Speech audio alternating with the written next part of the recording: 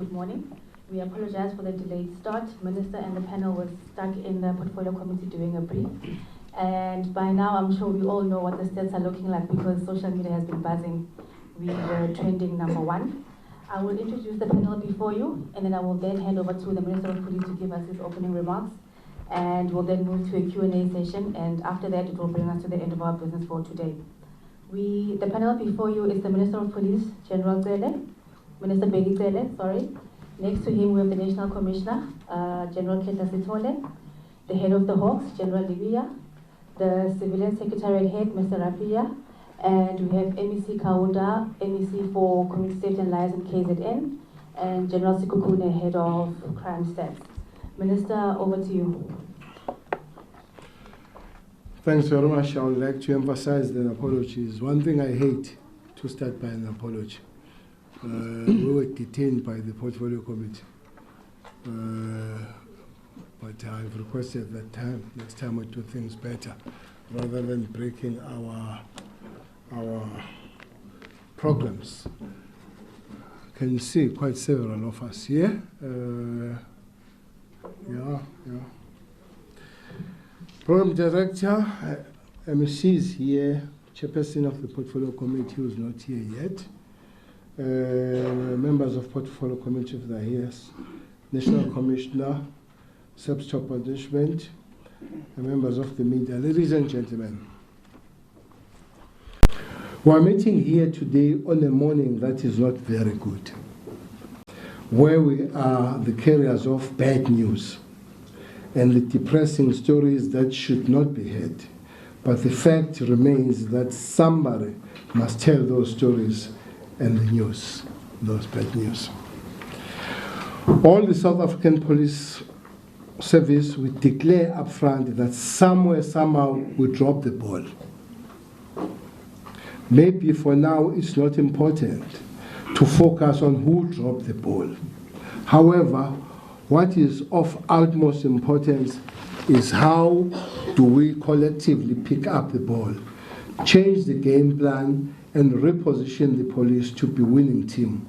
We must do this for the benefit of all South Africans who have entrusted us with this fundamental responsibility to serve and protect. Members of the media, strategic partnership are crucial in the process of correcting the wrong and repositioning the ball differently. This enormous task needs a collective responsibility for the Minister of Police and everybody that works with, and from the National Commissioner of Police and everybody that he works with. Ladies and gentlemen, the collective responsibility needs to extend and go beyond the usual. We need to urge communities, political parties, cluster departments, private sector, civil society, and the entire government to work with police and walk with us in the fight against crime.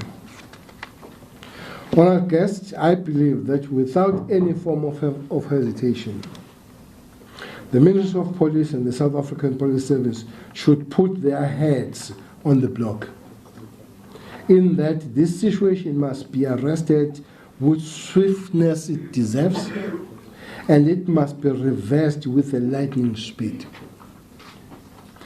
The worst thing we can do, which cannot be done during my tenure in this office, is to come and give the same crime statistics again next year, or worse than what we have currently done. In all respect, our job on behalf of the people of South Africa is enshrined in the Constitution of the land, that we need to prevent, combat and investigate the crime in our country and make sure that the inhabitants are safe and the law of the land is enforced. Members of the media, the National Development Plan instructs that South Africans must be safe and feel safe, and that women and children must not be abused by anybody, even in the hands of abusive men and spouses. If they do fall victims of crime, they must not become ordinary statistics. The law must take its course, starting with the SAPS, by arresting the culprits and the entire criminal justice cluster responding accordingly so that perpetrators get what they deserve and are kept where they belong. Equally, we cannot just allow South Africans to adapt and acclimatize to the dangerous and unbearable conditions. We cannot allow the citizens of this country to take it as a norm that when you are on the road, you must be hijacked, and that when you are at home, somebody must break in and terrorize you and your family in your presence. Or take it as a norm that 57 people die every day through guns and knives in South Africa. Ladies and gentlemen, it cannot be a norm that children as young as two years disappear and get killed and buried in shallow graves behind their mothers and fathers and grandmothers' houses. Maybe, with that said, members of the media, let me allow the South African Police Service to continue to give the raw figures that have given the picture I have painted, but also say that as we rise from here, we have to spend a lot of time finding responses and correcting the situation. I want to repeat, it does not matter how we drop the ball, but of importance is that we pick up the ball and change the situation for the better. We are making the Tumamina call to all the members of the South African Police Service. Let us all respond accordingly and do justice to the oath of service. Maphoyisa abantu baseningizimu Afrika basithumile. For that, I'll take it to the National Commissioner to take it to the person that will give us these raw figures that are scary figures. Thanks very much, Honorable Minister, for the opportunity. Without any waste of time, Honorable Minister, with your permission, I'm going to introduce Major General Sikukoni to take us through the stats. General, the floor is yours.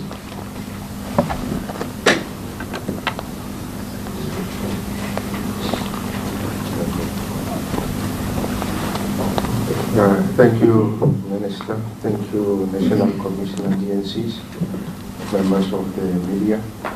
I will just be providing an overview of the annual crime statistics for the...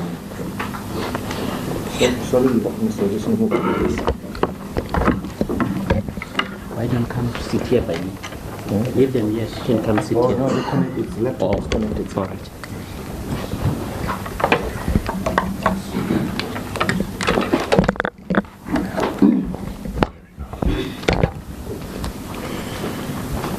Thank you once again. I'll just be providing an overview of the annual crime statistics as has been reported to the police for the financial year 2017-18, covering the period 1st of April 2017 to the 31st of March 2018. We will cover the broad categories of crime, the analysis, national crime overview. We'll look into the contact property-related, other serious and crime dependent on police action. Then the contact crimes include murder, sexual offenses, attempted murder, etc.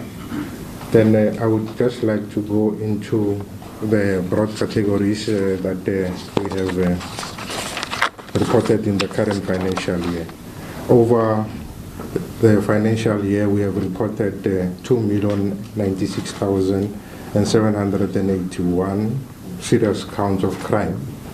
Then what we have observed in terms of contribution is that the broad category of contact crime has reported the highest number of figures in this regard. With contact crimes, we have had 601,336 counts, or 32% contribution. Then property related, we had 30.5%, or 507,975. Then other serious crimes, we had 438,103.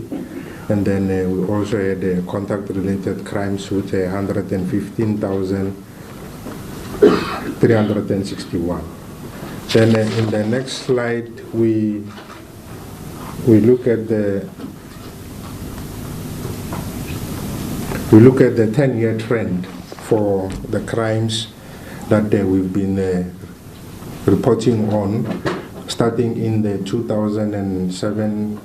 2008-9 financial year to the 2017-18 financial year. Now, we have color-coded the inside the financial years just to highlight instances whereby we had, or the particular crime was at the trough or was at its lowest point.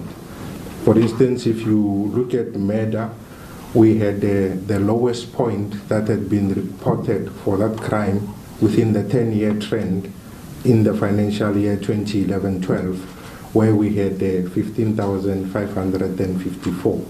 Then the unfortunate part is that this crime has increased for 6 consecutive years to reach its current peak of 20,336. And then that, in essence, implies that we have recorded 1,320 murders more when we compare to the previous financial year. Then in terms of sexual offenses, we were at the lowest point in 2008-9. Then the highest point was in 2008-9. And then currently we are at 50,108, having increased the crimes by 408 counts. Then attempted murder, we were at our lowest point in the 2011-12 financial year, and then unfortunately we are also at the peak within that particular crime of attempted murder, and then we have increased by 28 counts when you compare the previous financial year to the current financial year. Then assault GBH, the highest point was in the 2008-9 financial year. Then we have realized the lowest point in this current financial year, meaning that particular crime has decreased by 3,264 cases lower. Then common assault, the highest point was in the 2009-10 financial year. Currently we are sitting at the lowest point, having reduced by 207 counts, or 0.1%. Then common robbery, the highest point was 2008-9. Currently we are sitting at the 2017-18 financial year, we've reduced by 3,688. Then robbery aggravating, we are once again at our lowest in 2011-12. Then we increased up to 2016-17. Then we have realized the decrease in the current financial year of 2,592. So overall, in terms of the contact crimes, 3 of the contact crimes have increased. That is your murder, sexual offenses, and attempted murder. And the other remaining 4 crimes, which make up the broad category of contact crimes, have decreased. That is your assault GBH, common assault, common robbery, and robbery with aggravating circumstances.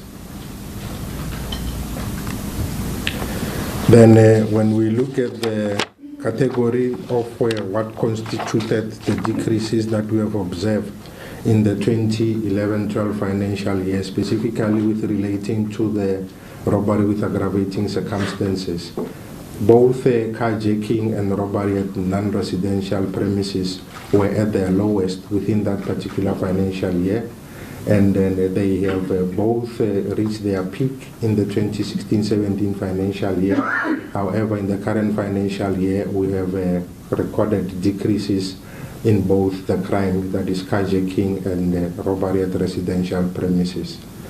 Then robbery at non-residential premises, we were at our lowest point in the 2008-9 financial year, and then we reached the peak in the previous financial year, and then currently we have observed a decrease, that is 635 cases less Then the other crime, that is robbery of cash in transit, we were at our peak in 2008-9.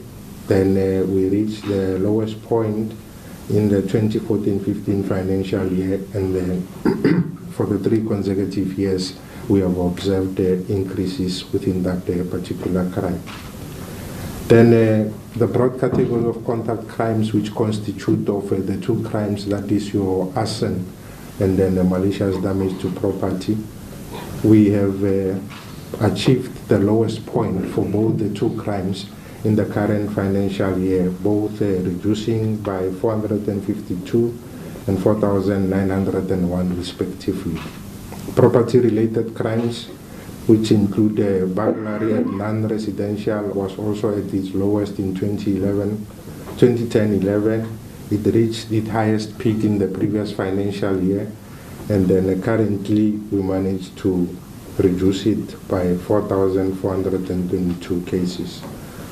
Burglary at residential premises, in fact, or in terms of the property-related crimes, all the 4 crimes that are making the broad category of property-related crimes, that is your burglary, burglary non-residential, theft of motor vehicle, and then theft out of motor vehicle. We have all managed to reduce those crimes. The only crime that is still problematic within the broad category of property-related crime is the stock theft, which has been increasing for quite a number of years. And the economic consequences, of course, are high, because when we try to estimate the total number or the value of the stock that was stolen, in some instances where we can observe that it ranges in the regions of millions. Then we look at the 10-year trend of the 17 community reported crimes. And then when you look at the whole 10-year trend, we started off at 1,885,000 in the 2008-9 financial year.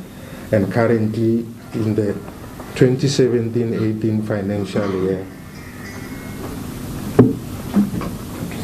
in the 2017-18 financial year, we have recorded decrease of 76,165. Then this slide gives an overall view in terms of what constitute the 17 community reported crimes in terms of their broad categories. So for contact crimes, we have decreased by 6,955. And then for contact-related crimes, these crimes have gone down by 5,369. Property-related crimes have gone down by 32,678, and other serious crimes have gone down by 31,163. So all in all, across the 4 broad categories that make up the 17 community reported crimes, we have realized decreases in the broad categories. However, the details that are still problematic is that in the broad category of contact crimes, we still have problematic crimes, as we have mentioned that 7 of the 7 categories that make up the contact crimes, 3 of those have increased. That is your murder, sexual offenses, and attempted murder. And the other 4, that is your common assault, both assault, GBH, and common, and the robberies have gone down. So there's an issue in terms of the crimes of fear, or crimes that are like more serious. They seem to be on an increase, but then in terms of other types of crime, we have realized the decreases. Then we also looked at the the crime weight in terms of what are the top 30 stations that are adding more crimes to the picture that we have observed. And then these are the top 30 stations whereby we have observed that Gauteng had 13 stations in this. And then these stations, which are the top 30 stations, they have contributed 15.5% of the 1,662,815 charges that we have observed. Then in terms of the provincial breakdown, all these crimes have gone down in all the provinces. Then in terms of going into the details of contact crimes, I'll just touch on a few that have seemed to be on the increase or also on the decrease. This is the breakdown where we looked at the contact crimes. We have already touched on the issue of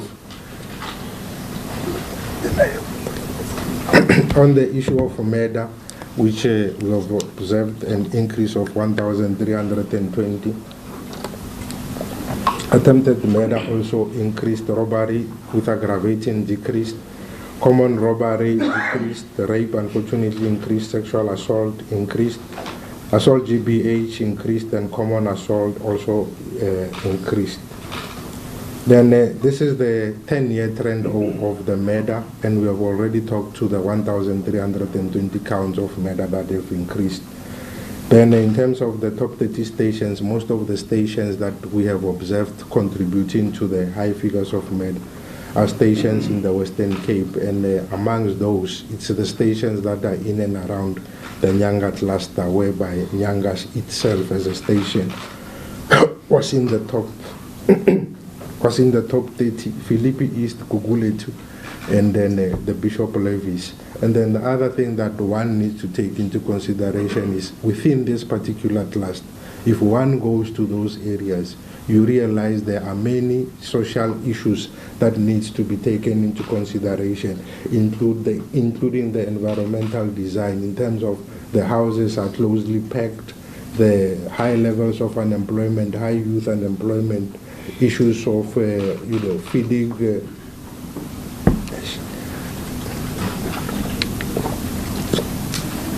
I don't know what's happening to my voice. So there are quite a number of environmental issues that needs to be addressed within those particular clusters that we have observed. Now, the other thing that we looked in terms of in trying to explain the crime of murder, we tried to look at instances whereby there were multiple murders committed in a single incident. Then the yellow bar, which is written 2, 3, 4, 5, 6, 7, and 11, those are the number of victims that have been killed in an instant. So when you look at 11, which was the case that happened in the Western Cape, in and around the Marikana informal settlement, it was an incident whereby 11 people were killed in a spree that lasted less than 30 minutes, apparently in a revenge attack by gang members who had 7 of their own having been killed earlier in the week. Then we had also the 5 members of the SAPS members that were killed at the Engcobo. Then we had also issues whereby in the Western Cape where gang-related issues often resulted in more than one victim in an instance. Then we look at the criminal behavior motives. This is not really exhaustive, but we perceived it to be a proxy for organized crimes because we tried to break down the murders into gang-related in terms of motive, in terms of economic sector that is affected, etc. Then we realized that gang-related murders was the highest contributor among the criminal behavior factors. And then the Western Cape was the province which had the highest instance. Then taxi-related also came into picture. Farm murders, we had 62 farm murders. 12 of those were in Gauteng. And then in the Northwest, we had 9. And Limpopo, we had 9. Then we had 85 murders of police officials who were killed. Then we also had instances of mob justice. Then I'll just simply skip some of the slides. These are the instances. Okay.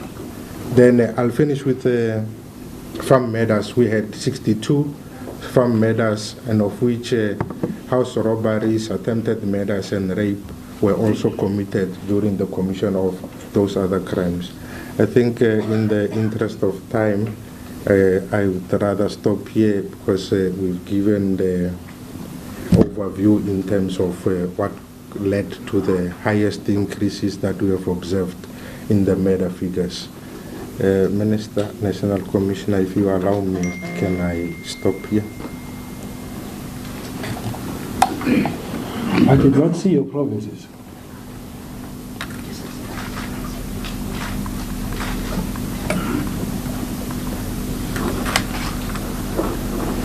Yeah, this is the provincial overview of the murders that we have reported or have been brought to the attention of the police in the current financial year. The only two provinces that have recorded decreases was Mpumalanga and the Northern Cape.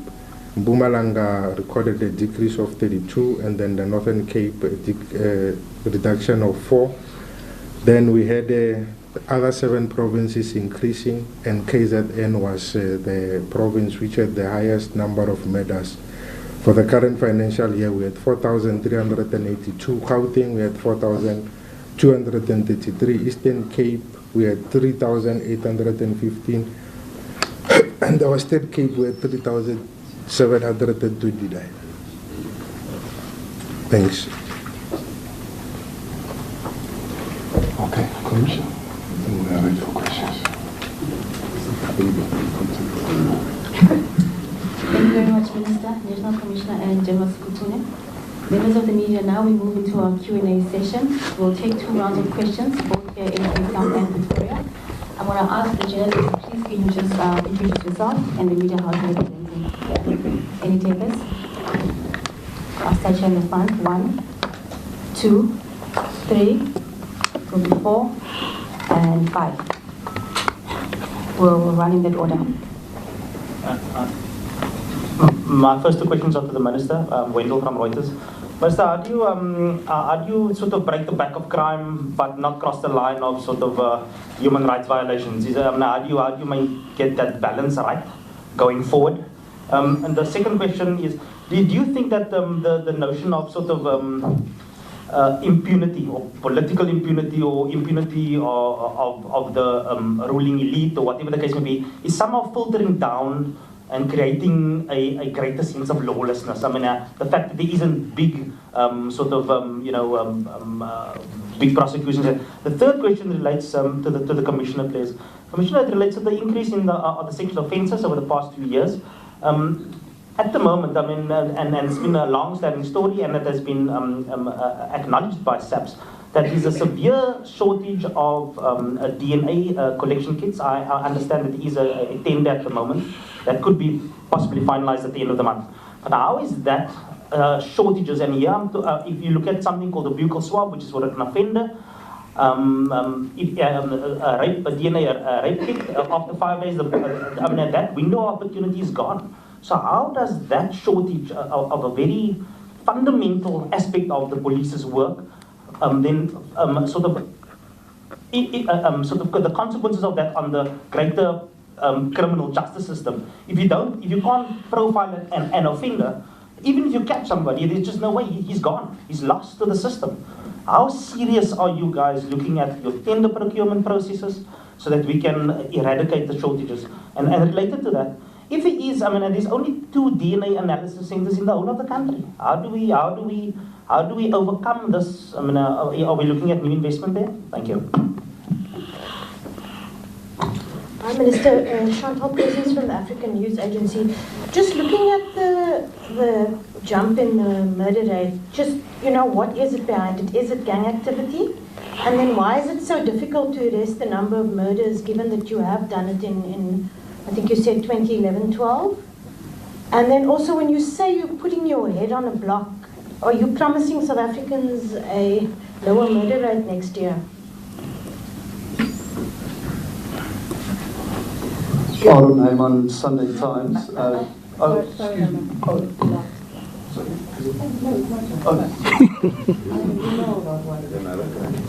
Good morning, Marianne Merton, Daily Maverick. Question to the Minister, as well as the National Commissioner and the National Head of the Hawks. Given that you said you do not want to return with those crime statistics next year, what is being done to jack up the police, both uniform-wise, but also in the sense of the investigations? I'm picking up on the Hawks because crime intelligence is sitting in the back. The police has been eviscerated. The capacity within the Hawks does not exist. You do not have your own chartered accountants. That's on public record.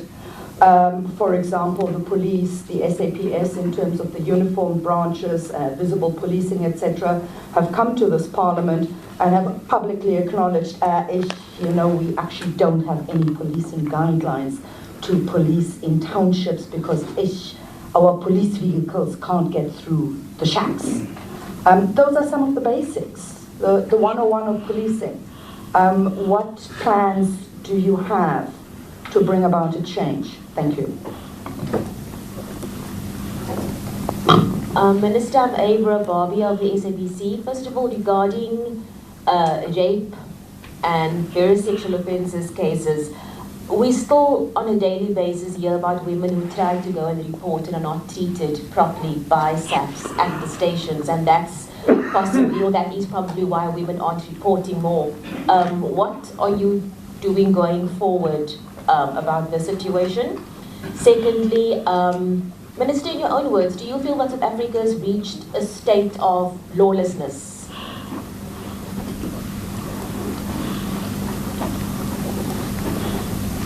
Oh, sorry, and then in terms of crime intel, do you feel the crime intel is working now? You mean intelligence? Yes. Maya, I think you were last. Thank you. Aaron Hayman, Sunday Times. So just 3 questions. How do we tackle the worst precincts? The 62 farm murders, the second question. The 62 farm murders, how many of those were farm owners? And then how many of those were workers? And then the third question is also, what are the plans to combat cash in transit heists and kidnappings for ransom? Thank you. Anyone in Pretoria?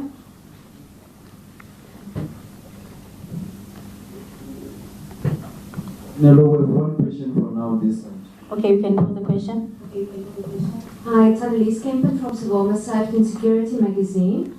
I know there's a lot of emphasis on more violent crime statistics, but when can we expect to see specific statistics on cyber crimes? We all know that's a crime that's getting to be increasing on yearly basis and internationally, and many of us are affected by that as well. And then I'm also just wanting more detail about the train violence. Maybe if the General can just speak to the train violence in terms of, is it being recorded as arson or malicious damage to property? We've also seen a lot of increases there. And what is the railway policing's role in curbing these attacks? Thank you. Thank you. Thank you very much for those questions. We'll go for the responses and then we'll move to the second one of our questions.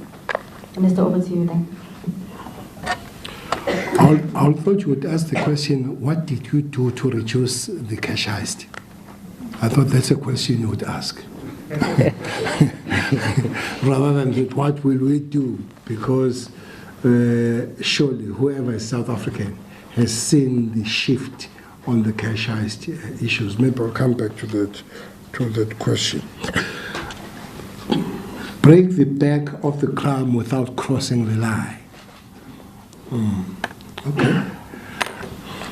It's a very pregnant question. Yeah, I'm sure you did. You did look the movie Changing the Line.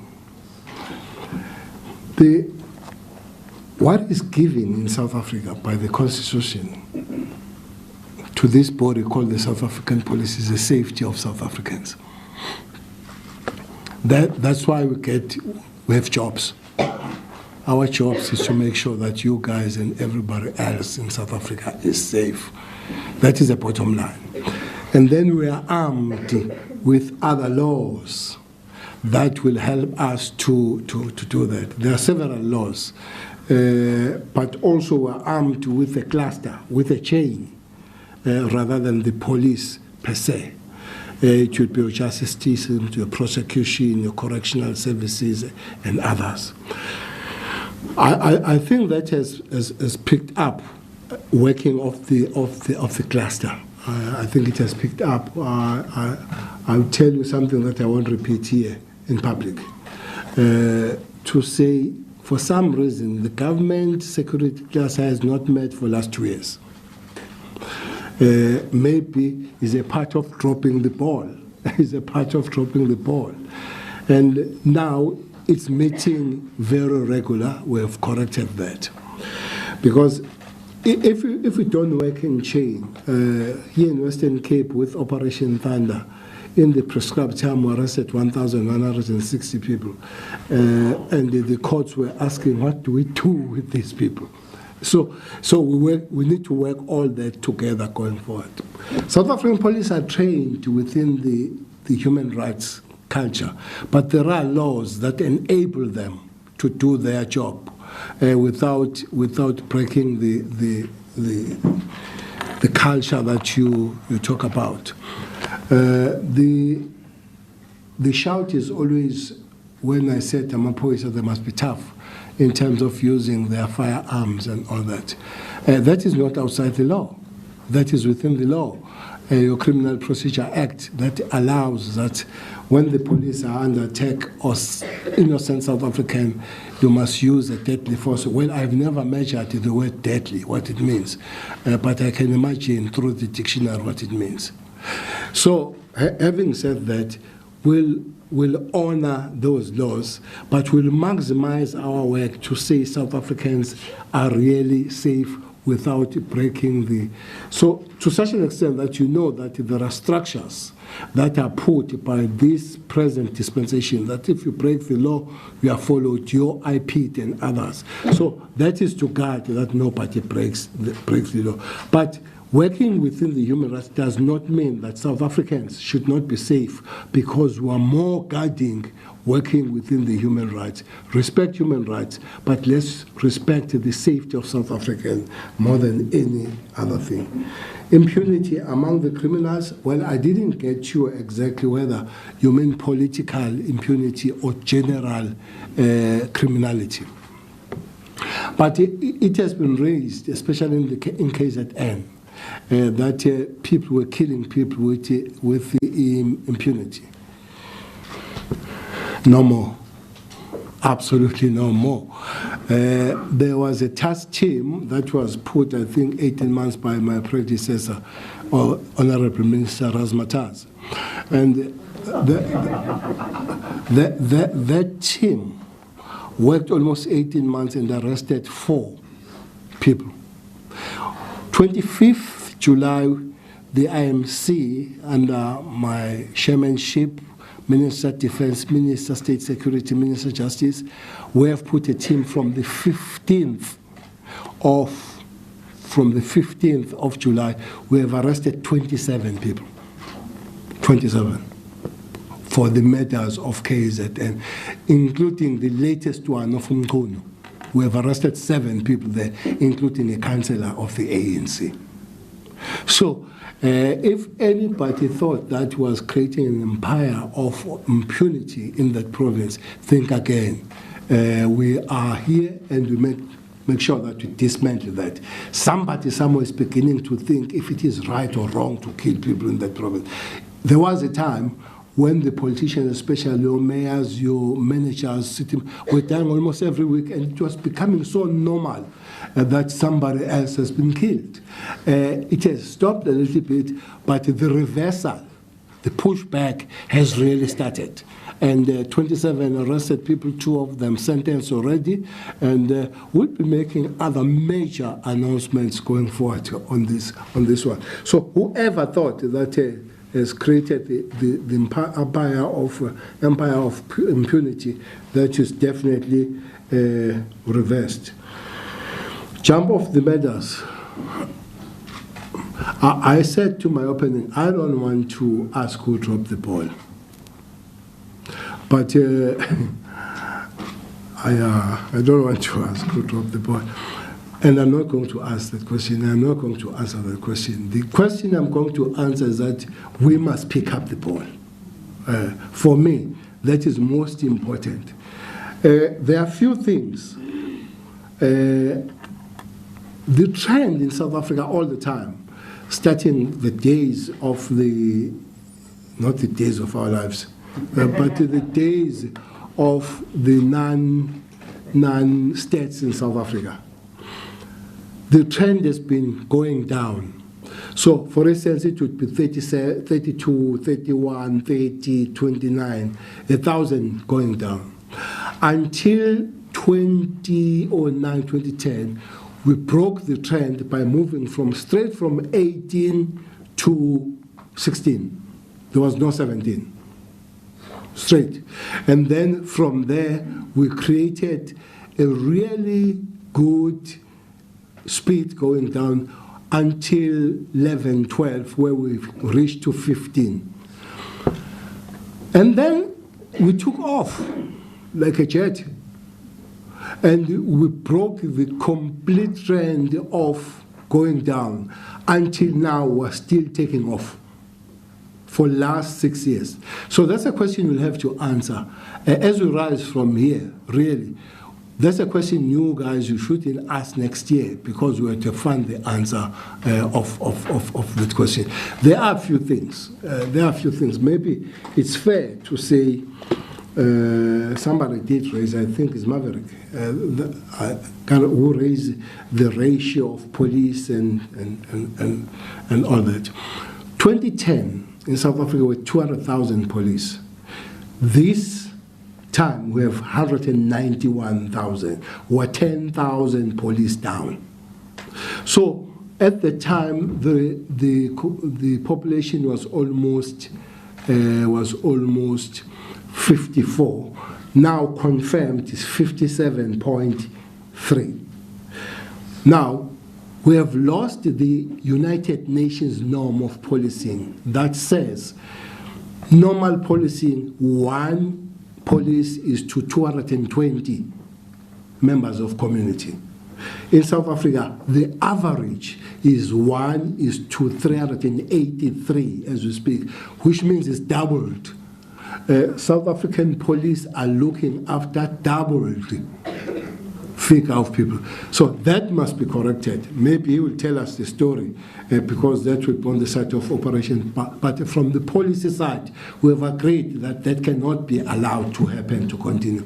Remember, we're talking about 2010, chasing 2010, let alone chasing the present situation, how long that it will take. So I'm sure he'll come on that on terms of technicalities, training and all that. But for now, that's a major problem that we're facing. Not speaking on behalf of the justice, they've spoken about the shortage of magistrates themselves, the shortage of that and all. So those are the things that will have to be corrected. And I fully agree. Our bottom line, and my bottom line as I'm seated here, is that situation must reverse. That leads to the next question, putting your head on the block. No, I'm not putting my head on the block, I'm putting all these heads. Yes. I'm not putting one head here. I'm putting all these heads. You see, any management must have a management consequences. There must be consequential management. You can't be given a factory to produce dozen breads every day and you come with a half bread every day, half dozen, and you keep your job. You cannot be. So if the Constitution instructs us to do things that we're supposed to do and we don't do, our heads must be on the block and those heads must be crushed. It's not, from now on, we'll have to revisit our agreements. What have we agreed upon? And all these generals, they have an agreement with him. I have agreement with him. I have agreement with the president. I must tell you, one of the most difficult things to have done since I came back was to give this statistics to the president. It was a terrible day for me to give this to the cabinet. And people saying, is that true? As if I was telling Wanega a bad story.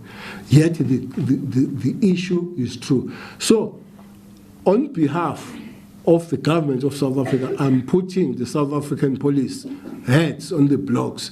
All these you see here, their heads are on the block. So if they want to take us to the CCMA and all, we'll go to the CCMA, but their heads will be still on the blocks. So to make sure that South Africans are really saved. Check up the police and Hawks, what is being done. So I've just given some number issues now. Hawks, he's here. He will answer. I'm not going to repeat what I've said about Hawks in other places. But it looks like somebody had a mission of making sure that Hawks are not Hawks. Just to make sure that he's got a big pair of scissors to cut all the wings. So he's busy putting those wings back.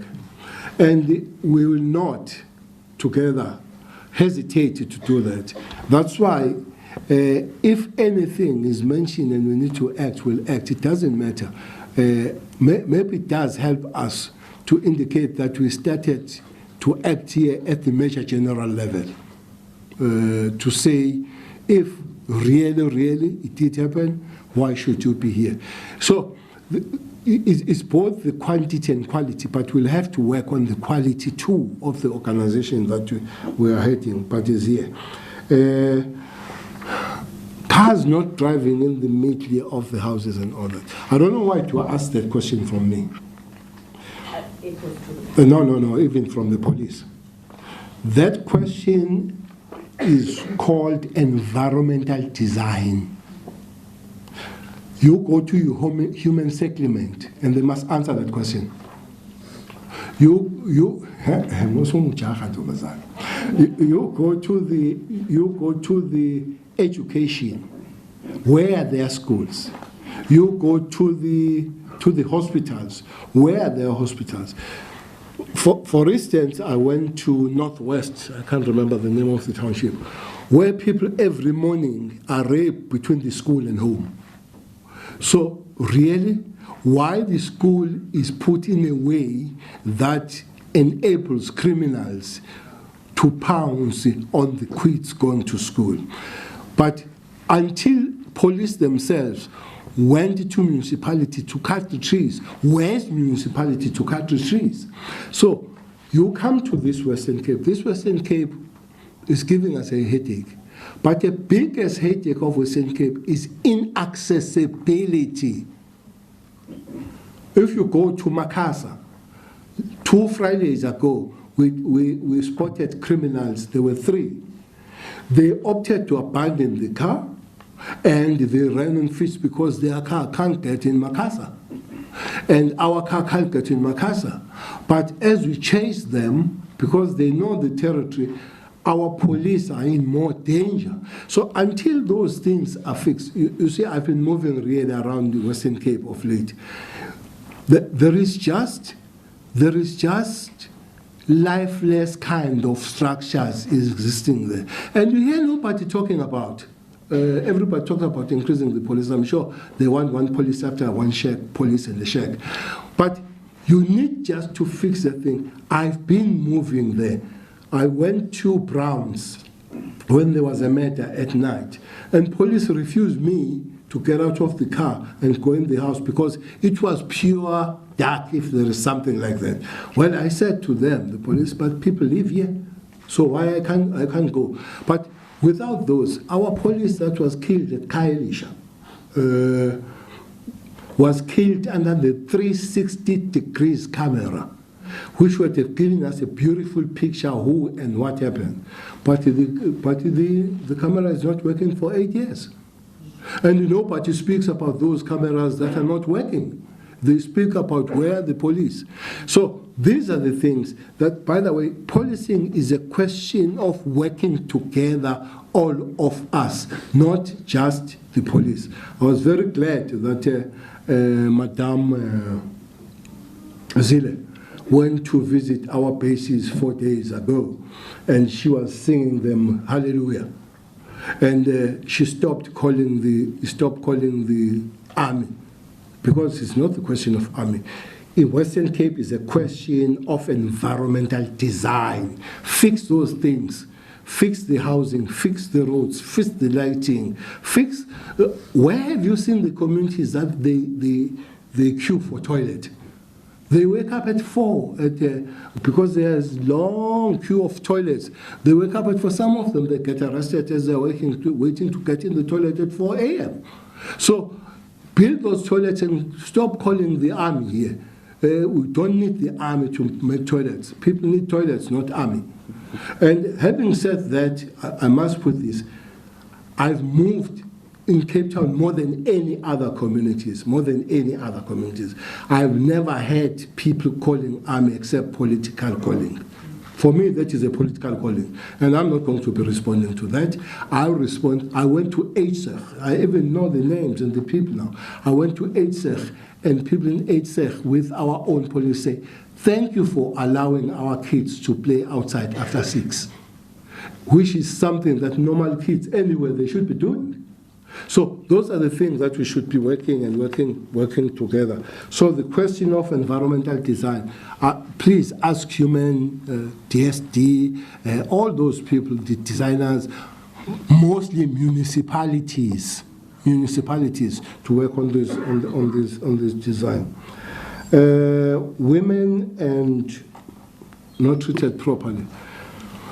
I did raise it with the police, the question that I'm not going to defend the reduction of the sexual offences being reduced in the police stations, because as I'm sitting here, I can't guarantee, is it because they're less or is it because people are not reporting? I can't guarantee. But I've met many organizations that says to me, we are not going to go to your police stations because police don't help us. There are known police stations for not helping. Sunnyside is one of them in Pretoria. It's just, no, if you want trouble, go to Sunnyside. There are those that are good, as one lecturer from TUT told me that, well, she asked me, where did I get the group of police in Winterveld? She says she has never seen such good police station and good-hearted people. So these things will be balanced in that way. But I believe, having worked closely with women issues, I believe we are further dropping the ball as South African police in taking care of women that go to report because they are facing problems. But one thing that we agree, we need to enhance our units by putting more trained women. I just imagine, what does a raped woman say when is interviewed by a man officer? You have just been raped. You go to the police station, if it's a minute, yeah, what have they done to you? So I think it's a training and putting relevant and proper people there who would understand. I've got daughter, I've got wife, beautiful she is, but I don't think I will have a first-hand experience of being raped one day. So I can't speak on their behalf. So for me, it's important that such issues, women are dealing with them, so that we open, we open. Maybe one part of it are courts themselves. Sometimes there are really funny questions that will be asked in court, and the woman is allowed to respond to those. And as you men, you say to yourself, no, I can't respond to this question. So I think the whole cluster, we need to work better ways of dealing with the question of women here. Has South Africa reached the state of lawlessness? No, we haven't. We haven't reached that, and we're not going to. At least this crime statistics is the maximum of the West world. We're not going to go beyond this one. Lawlessness, no. Why no lawlessness? because he has created a 72 turnaround. I know these communities have attacked me. For many funerals of the police that we have been running a few weeks ago, each time we go to the funeral, either somebody is arrested or is accompanying the police to the funeral because he's attending his funeral himself. So on that one, we're beginning to say you can't kill the cop and sleep at home. But generally, as I've told you about KZN, it's beginning to be response. And for the fact that correctional services are 42% overpopulated. So there is nobody who marches to prison and go to prison to say, please arrest me, please arrest me, please arrest me. We send them there. So we will be fixing our things, we will be fixing our vehicle, and I repeat, our heads are on the block of the reversal of the president. It cannot be allowed to continue. Lawlessness, we won't reach. The question then of police working with the cluster, I think is very important. I will answer the last one. I think was the, not cyber, I'm not going to deal with cyber.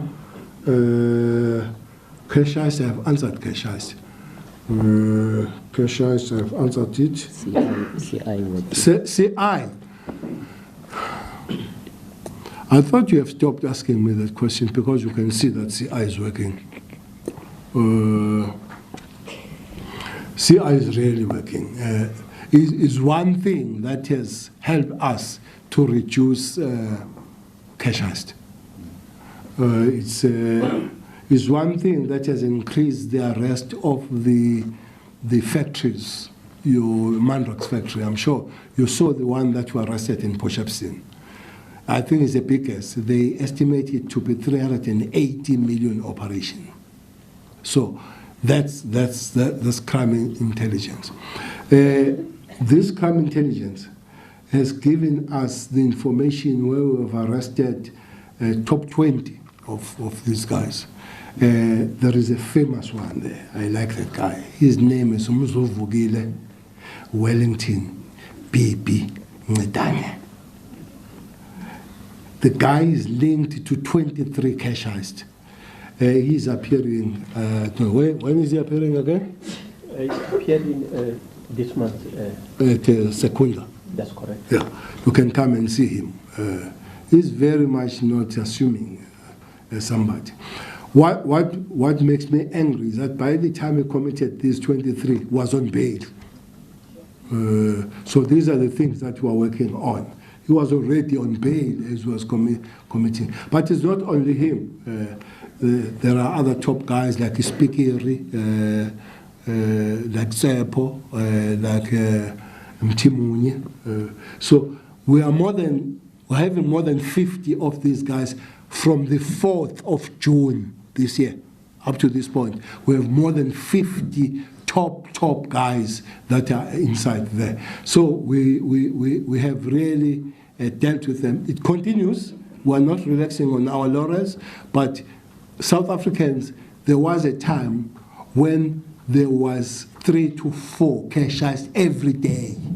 Every day. We had to reverse that. That's why I thought that question would be asked in that way. So intelligence, yes, is working. So I'll ask Commissioner and the rest of us and the Hawks to answer what is he going to do with these Hawks. Yeah, thanks very much, Honourable Minister, for the opportunity. I think I'll just start with the additions where the Minister indicated I should talk on the police strength. I think firstly, we started responding on the police numbers through the migration of resources from both national and provincial level to police station level. And that's the turnaround that is approached. That process, we've taken it through the unions and we are done now with execution. So by December, I think the migration of resources to the police stations shall actually started taking place. This includes the upgrading of the resources of the top 30 police stations. Some of them, I think they might change the levels, and apart from the levels, that will be followed by the physical resources, all resources to those particular police stations. The second part, the minister has indicated we are far below the international ratio of the police to the public. I think in addition from what he has indicated is the fact that this number excludes the undocumented migrants in the country. And there's plus minus 11,000 people who visited this country, never returned to their own countries. 11 million. Yes. 11 million, yeah, sorry, it's 11 million people. So that number is actually adding to the ratio which is already worse. But then, because we require a response, we can't make it an excuse to the public. We decided to review the personnel plan of the organization. And reviewing the personnel plan of the organization, we compiled the business case. And with the support and direction of the minister, this business case is now being escalated to cabinet and as well as treasury. Now, in terms of the business case, we are actually working on a deficit of 62,000, which is in terms of the current. But through the personnel plan, we started this financial year. We have increased because we could only afford 3,000, but we decided to cut somewhere else, and we're going to increase that number to 5,000. And then starting from next year, the capacity of our colleges across the country, they are able to absorb 7,000. And from next year, we will increase the number and balance it at 7,000 until we are able to cover, that is the ratio. So that is the plan in terms of how do we want to correct that is the numbers. So that is in progress. And then further to that, we also decided to increase the training, to raise the level of training. And we have changed basic training to be the normal training that we know. It's now following the tactical response, that is level of training, which I think you know the people, we call them the TRT Amaberet. That's going to be the basic training, because we also want to increase the response and retaliation of police, especially against the criminals. And then the one other thing the minister spoke about, the 72-hour activation plan. We've taken out the high-risk forces, the task force, and then the NIU. They are the ones that would be responding, because I think criminals just need an equal response and then to what they are actually doing to our communities. Directly to the question on the DNA, let me rather approach this question in this way. There has been a reduction of stock levels, but not a shortage of DNA kits at the police stations. This matter was brought to our attention, and I issued a directive that the supply chain processes, they must work on the balance so that we actually dispatch the DNA support to those areas where the stock levels are going down. And then correcting this going forward, I have instructed the design of the contract management strategy. It has been taken through the portfolio committee, has passed the test, and then we took it also through our minister. Presently, the contract management strategy is in execution. And the whole tender approach in the SAPS has been reviewed, and there's a new approach all together. So everything is going to be measured through that particular strategy.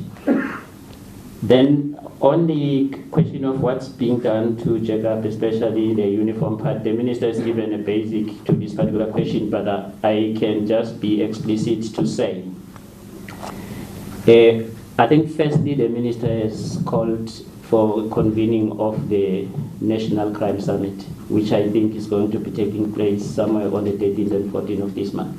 The outcome of that summit will culminate to the development of a national, provincial, and local crime prevention framework. At a local level, because in this process we will be conducting what we call root cause analysis. And the root cause analysis will then escalate into a root cause matrix, which will then defer all the root causes to the relevant that is stakeholders. And in this case, our approach at local level, amongst others, is crime prevention through environmental design, which then means, as we do crime prevention, the spatial development planning must actually respond to the crime fighting process so that we align the two and we remove those particular root causes. That process is going to be there. And we're also launching the community policing strategy. Yesterday I was sitting with all the boards, the board chairpersons. They will also be assisting policing to make sure that the policing environment in each and every place is cleared so that we're able to assist the communities. The minister has also been clear on the police who are not assisting the women at the police stations. I just want to indicate from an operational perspective, I have declared this as a serious misconduct. If we get any report from any woman or any community that a woman was not assisted in terms of the SAPS disciplinary code, that is a serious misconduct, and action will immediately be taken. And there's several instances where action has been taken on this matter. It actually included suspension and dismissal of other members. So that is just a demonstration of how do we take this serious. And I would also then equally make a call to the communities in the country to inform us when such happen. And we've got a command structure in the service which is available. Firstly, we have a station commander at local level. If the station commander does not act, we have a cluster commander. If the cluster commander does not act, we've got provincial commissioners, they are sitting here. And by the time it is brought to my attention, the provincial commissioner must tell me why there has been no action. So this is just a non-negotiable issue. We are there to assist the public. The minister has declared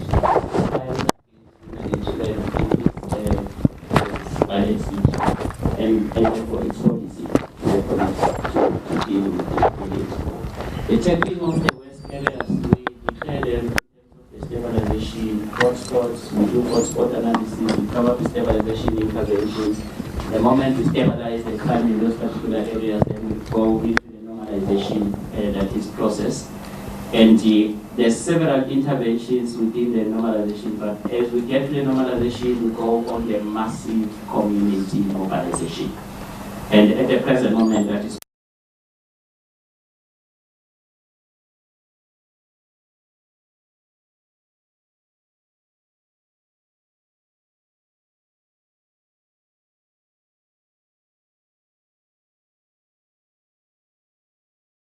gift of love.